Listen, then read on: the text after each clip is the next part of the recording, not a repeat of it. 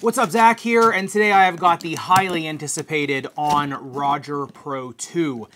Let's see what they're all about. And a huge thanks, Tennis Warehouse, for getting me a pair of the Roger Pro 2s. Check out. If you want to check out a pair for yourself, I'll leave a link in the description below. Now, I'll confess, when I first got these, I had just been on vacation to the Olympics, for the Olympic tennis tournament for, 12 days. Then I came home and then was sick for a week and a half. That equated to me not having a tennis racket in my hands for almost a month, but by the time I actually, got these on foot. And I think that honestly helped me evaluate these because I was really having to do some soul searching on court when I had these on foot, and I really kind of got a good feel for the limitations of these, as well as some of the aspects where these were actually helping my footwork. I will say, these were a drastic upgrade from the Roger Pro, the original. Are they for everybody still? No, definitely not, but definitely an interesting shoe to look at. So let's get started on the uppers. The first thing I noticed about the uppers on these things is how much detail was taken into the forefoot TPU weaving in the shoe, right, where it looks translucent here in the forefoot.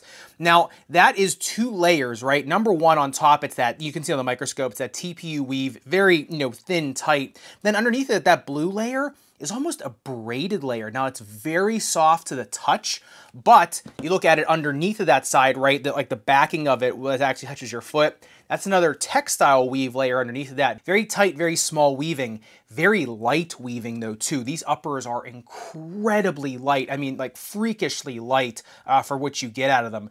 When you go up into the tongue, you do get a lot of padding in there, and you can see these macro pores here for, breathability. The thing is, though, is that you look at the breathability mapping on these things, that's the one place that fog was not coming out. Fog was coming out in spades really everywhere around the shoe, except for the tongue. And, I mean, there is padding in the tongue for sure. I'm just not sure with the padding in the tongue and placement where the holes are that it's really good for moisture egress. Obviously heat is coming out of there. I mean, you look at this thing on the breathability test, they still did heat up 113.3 degrees. I did notice with the heat gun when I had it pointed on here, the laser pointed on here when I was actually heating them up. And yeah, right where I was talking about that textile and TPU weave in here, I mean, heat was just blowing out of there, right? I mean, it was just as hot on the outside as it was on the inside. When I had it over the tongue, though, it wasn't heating up all that much. That tongue was holding on to some heat. So kind of opposite to what we're seeing in a lot of shoes. Is that a bad or a good thing? I mean, I don't really think it matters as long as the heat's getting out of the shoe. I think it's fine, especially if you can get some air channeling, kind of lower in the footbed. That's where you're going to see the most heat and moisture egress. Now, I will say along with that, the tongue is very aggressively gusseted. It's very high. And you look at the lace line, you do get outrigger lace eyelets combined with internal lace eyelets. You do get a runner's knot in these. The one thing I noticed is the heel slippage it's mild to moderate if you don't have an orthotic in there. It's moderate if you have an orthotic. I was actually really surprised that I could fit an orthotic in these and still be able to play okay. As you can see, the ankle collar on these, just like a lot of other On shoes, is very low. The padding around it, it's okay, right? I mean, it's fine. The heel counter in these, though, incredibly strong. You get an external heel counter, that blue piece on there, which actually was a little bit tougher to get through with my knife. Then you do have an internal heel counter. So the stability of the heel and the stability of the ankle on these things, the rear foot in general, I should say, is excellent. It does need broken in before you can get really a decent lockdown. Look at this thing on the upper durability test, 10-second tie grit sandpaper. Really, the burr just scuffs up the drag guard. This is a very aggressive drag guard. As you can see, the outsole does meet the upper drag guard of this. Right on top of that is actually a backing over top of that TPU weave. So, I mean, like I said, these uppers are well built. You can see the lace eyelet straps going through that TPU weave underneath of there, for a little better lockdown. So, going into the strobe board. So, I mean, like I said, you can't argue these uppers are not well built, and they are incredibly light. I will just say, if you are a higher volume foot or if you're a high arched foot, the way the laces sit on the shoe, there can be some irritation. I should mention this little TPU piece here on the lateral side, this plastic piece here on the lateral side that is glued into the midsole as well as in the uppers. I do think that does okay in terms of pivoting power. Definitely gives some structure to the uppers because, like I said, they are so light. I think what's doing more of that work is what's in the midsole, which we'll talk about in a second. But like I said, overall, a very, very well-built, lightweight upper. And just a heads up before I get in the midsole teardown, if you are interested in more and more tennis and pickleball content, I did start a separate Foot Dr. Zach Dubs channel for a lot more than niche shoes that wouldn't necessarily get reviews on the Foot Dr. Zach channel. So if you do want to check that out, I will leave a link to that channel in the description below. It's like I said, the major releases like this one will still stay on the Foot Dr. Zach channel, but if you want to kind of take more deep dives into the more niche shoes, like I said, check that out in the description below. And getting into the midsole teardown, a lot of things, you know, kind of the same from the original Roger Pro with one major exception. Now, number one, it is an entire bed of just, you know, On's like standard foam, that EVA foam that feels really similar to Nike Phylon, a little bit more unforgiving. It's lightweight, it's got a lot of stability, but it's definitely not the most plush thing on the planet, same as the original Roger Pro. Now, you do have an incredibly long carbon fiber shank, but if you look at it on the outside of the shoe, you can see this little black bar here of carbon fiber. Now, when I cut that midsole perpendicular, I found that it doesn't go very far in. It's basically my pointer finger's width, right? That's how far it goes inside the shoe, because you can't see it on the teardown here. You have to actually cut the shoe open. But it does provide a lot of stability to that, you know, to that lateral pivot point of the shoe. I think a lot more than this plastic piece here. So technically this shank does go, you know, 3/4 length all the way into the forefoot. No, it doesn't cross in the middle, but you know, when you're pivoting, you know, if you're going for a wide ball, right, and you're pivoting off of the lateral side of your foot and you're trying to push back over, it is going to give some structure to the shoe. I like that design because it doesn't make the forefoot as stiff and unforgiving, especially under the ball of your foot. I should say under the medial side of the ball of your foot, underneath the big toe joint. So I like it. The midsole to me is still a little bit unforgiving. I still think that, you know, any plushness in the shoe is really relying on their removable insole, which, you know, these removable insoles are going to bottom out unless you're, you know, using a more premium like Ortholite insole. So I would say a low profile orthotic in that midsole definitely increases the comfort of them. You know, you see what I'm talking about on the bounce height test. Only got 26 centimeters in the rear foot and the forefoot. That kind of shows you kind of how deadened that midsole is. Like I said, really, really similar to the Roger Pro 1. Like I said, there are benefits to that for sure. The midsole, the structure is going to stay there. The durability of the foam is going to be there, right? It's going to have a little bit of a longer break-in profile. So like I said, it's going to last a little longer, but this shoe is definitely meant for structure, for support, for pivoting power, not necessarily for any bounce or any, you know, feelings of launch on the shoe. But what's got to be my favorite part of the Roger Pro 2 is the outsole tread. Coming from the originals where they were really only meant for, you know, someone like Roger Federer with feather light footwork. These are much more meant for more aggressive footwork. Someone like Iga for sure.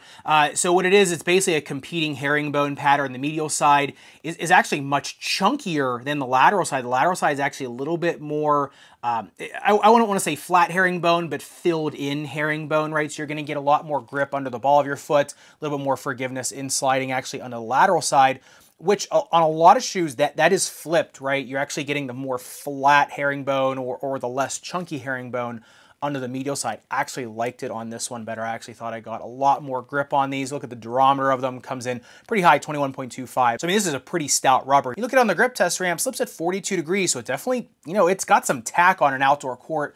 You know, you look at it on the viewing box, not a lot of rubber movement. Like I said, it's a harder rubber compound, but just the shape of the herringbone, the way it's put together, like I said, the grip on these was absolutely fantastic. You look at this on the outsole durability test, 10 seconds highest grit sandpaper. Like I said, with the durometer, the burr basically just scuffs it up. So even though you're getting chunky herringbone under the medial side of the shoe, it's still going to be one of the more durable rubbers out there.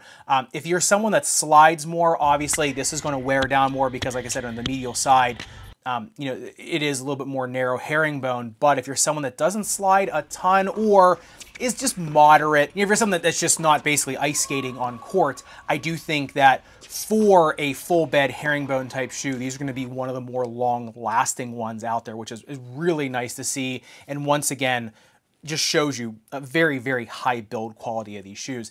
Now, you look at this thing on the speed ratio, only comes in at a 1.69, shank score of 0.3, well earned, brings it up to a 1.99. Honestly, I think that's kind of where they belong. They, like I said, they provide so much stability and they feel so light for how stable they feel on foot. but they're not giving you anything crazy in return. You really kind of have to bring the footwork to the table on these, or I should say the strength of speed to the table on these. They're going to provide a very solid base and a really nice feel underfoot, but you're going to have to give them, right? You're going to have to give them the speed. And I think that's fine, especially for, what they're built for, right? The original Roger Pro was even more kind of that, right? Like you had to bring everything to the table. These just basically brought the feel. The Roger Pro 2, I think the grip is there, the stability is there of the shoe, right? I mean, they just, for how light they are, they're incredibly stable. So I think if you've got the speed, if you've got the leg strength for these, then I think they're going to reward you with all that stability and just kind of ease of movement, right? Especially side-to-side movement. But just like I said in the midsole teardown, don't expect them to be rocket ships. But getting into the fit of the Roger Pro 2, it kind of falls similar in lines to the original Roger Pro. The inflare of these is only 9 degrees, which I like a lot. It's a little bit more of a forgiving inflare of a shoe. The length comes in at pretty true at 28.9 centimeters, metatarsal width 9.4 centimeters, and then a toe box taper of 28 degrees and a toe box width of 10.5 centimeters. All in all, just a pretty forgiving shoe in terms of width. I would say if you're a narrow or medium foot, you can go true to size on these. A really narrow foot, if you want to get more weight reduction, I think you can go down a half size. Medium 2E, I think just go true to size. And a 4E, then you go up 1/2 size, and I think you're all right. I think if you go up more than 1 size on these, I think that's where the heel slipping really starts to get you. Now the other caveat though is foot shape in terms of the height. If you're a really flat pancake foot or just a more neutral or more medium arch, I think they fit you fine. If you've got a high arch, right, if you're a cavus foot, your foot comes to a peak, especially in the midfoot like mine, that's where these started to aggravate me. Like I said, when I was playing in them, and I was moving them around a lot, and I was bending the shoe a lot, I didn't really notice it because, like I said, I was kind of breaking the shoe in, I was breaking it down a little bit, but it was funny. The next day after I played in them the first time, the next day when I was just walking around in them, really kind of had them tied, not even super tight, and I wasn't expecting a lot out of them, and I wasn't swelling and sweating them a lot. That's when, like I said, the midfoot started feeling a little bit irritated to me. Interesting part my dad found was that he has he has a more narrow foot than I do, and this plastic clip was bothering him. It didn't bother me at all, and that's just different anatomy, right? Different shape of foot, which was interesting. So I would say for the snake bitten foot, these definitely require an orthotic in my book. They're way too unforgiving. In terms of an ankle sprainer, in terms, I say, a lightweight shoe for an ankle sprainer, I think they're great. Just because, like I said, they're so stable underfoot and they're so lightweight. I think that's really where I think these do their best work. In terms of heel pain, ball of foot pain, tendonitis, arch strain, anything like that, they really need an orthotic. They just need something to help with shock absorption, right? They just need something to because like I said, it's a pretty flat footbed on these, and that may be where I was getting the irritation on my dorsal foot when I wasn't pounding into the midsole, right, and kind of pushing down into it.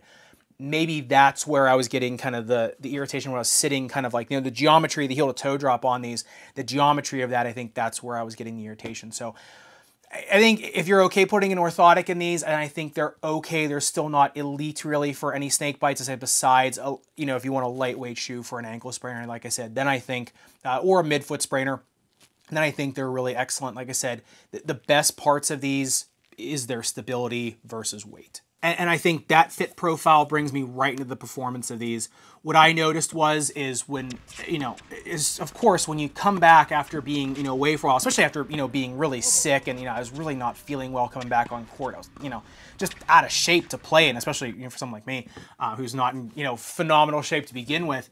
My footwork was just really suffering, and I noticed with these, even when I was being really goofy, like when I was really, getting the elephant feet going, I still felt really stable in these. I still felt really confident underfoot. I could get myself into position easier in these versus some other shoes, recently. And so I really thought that was the best parts of these, is just being able to have a stable base and a shoe that's not weighing you down so much. Because I mean, I'm struggling with my footwork, right? I'm struggling to get in the right position, right? I'm just not getting that extra half step to the ball. And these were just, like I said, they felt so much easier to try to get in position. Even when I was trying to concentrate, okay, fast feet, take the extra step, and I'm kind of, getting all clunky and whatever. These still, like I said, felt like I had a really nice stable base. Did they feel like I was getting launched from them? No, not really. But when I was in compromised positions or when I was just feeling overall compromised, I really saw just the real benefits of these. So if you're someone that, you know, plays more of an all-court game, get yourself into awkward positions, or is just, you know, really trying to maybe hit that inside-out forehand from a position that you really shouldn't be putting them in, that's where I think these shine. In terms of like a pickleball shoe on a very short court, trying to, or I should say more narrow court, going side to side, you're up against the fence, man, are these fantastic for just being able to take those really extra couple quick steps, get yourself in position, then get to their side, you know. So I think, you know, for someone who's getting into awkward positions with volleying, awkward positions in pickleball, or trying to contort your body around to do some interesting things on the tennis court, I really think that this is a phenomenal shoe for that. My dad really liked, besides the little bit of irritation he had, he was just saying, he's like, man, for a lightweight shoe, for a hard court, I just feel so good in these. And I saw what he was saying. The other thing I noticed is, you know, from the original Roger Pro where you saw Iga, like, you know, was kind of going back and forth with shoes, you can kind of see the influence from someone like her onto these, which I really like because, like I said, the originals, if you weren't Federer and didn't have his footwork, or I shouldn't say had his footwork, but just didn't have his footwork preferences, man, that shoe was not for you, right? It just wasn't. And in these, you can definitely see influences from other pros into there. Just people with different footwork. Still very elite footwork, obviously, but just different. And that's what I really like about these, is that they really did improve kind of the usability of them.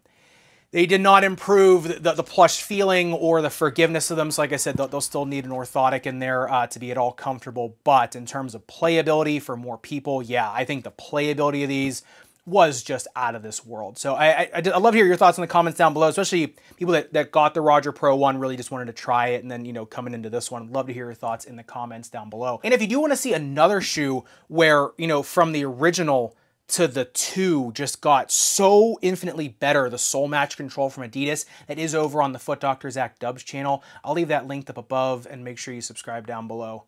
Respect your rubber and foam. I'll see you somewhere in the Sneakerverse.